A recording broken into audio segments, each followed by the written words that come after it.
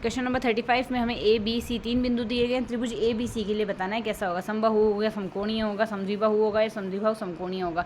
तो A B C यहाँ से हमारे पास दो बिंदुओं के बीच की दूरी x2 - x1 का whole square plus y2 - y1 का whole square plus z2 - z1 के होल स्क्वायर का स्क्वायर रूट आएगा। तो अगर इसमें हम देखें ए और बी के बीच की दूरी तो आ रही है हमारे पास 9 + 9 which is equal to square root of 18।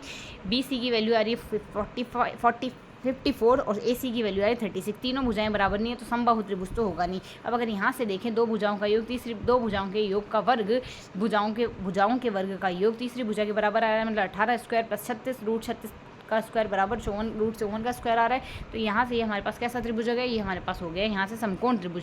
ना ही दो भुजाएं बराबर आ रही तो समद्विबाहु नहीं होगा, समकोणीय त्रिभुज सेकंड ऑप्शन इसका करेक्ट आंसर होगा। Image of the origin in the plane, इस प्लेन में हमारे पास मूल बिंदु की इमेज बतानी है क्या होगी इस प्लेन के सापेक्ष। तो अगर हम यहाँ से देखें हमारा समतल ये है, मूल बिंदु ये है, इसकी अगर ये इमेज यहाँ बनेगी तो एक तो इन दोनों के बीच की दूरी इससे जितना ऊपर होगा उतनी दूरी यहाँ होगी, मतलब ये जो बिंदु होगा इसका मध्य बिंदु होगा, मध्य बिंदु होगा तो इस रेखा पर स्थित होगा। तो अगर मूल बिंदु से हम टारगेट करें, मूल बिंदु से 1 1 1 की जो दूरी आएगी उसका हमारे पास मध्य बिंदु क्या आएगा, x2 + x1/2 y2 + y1/2 z2 + z1/2। तो 0 0 0 करने से हमारे पास वैल्यू क्या आएगी 1/2 1/2 और 1/2 1/2। ये अगर इस समतल की समीकरण को संतुष्ट करता है तो ये हमारे पास इसकी इमेज हो सकता है, अदरवाइज नहीं होगा। तो ये समतल की समीकरण को संतुष्ट नहीं करता क्योंकि इन दोनों का योग 3/2 आ रहा है, ना कि 1 आ रहा है, RHS से मैच नहीं हो रहा, तो ये तो नहीं होगा। इसी तरीके से सेकंड ऑप्शन में अगर 0 0 0 से हम स्टार्ट करें तो इसके लिए वैल्यू बनेगी 1/6 + 1/6 + 1/6। सॉल्व करने से 3/6 आएगी तो वैल्यू आ रही है 1/2 जो कि 1 के बराबर नहीं है, तो ये ऑप्शन भी नहीं होगा। इसी तरीके से तीसरे में अगर देखें तो तीसरे में हमारे पास बन जाएगा इनके बीच की दूरी 1/3 1/3 और 1/3 3/3 की वैल्यू आ रही है, एक ही मैच हो रहा है,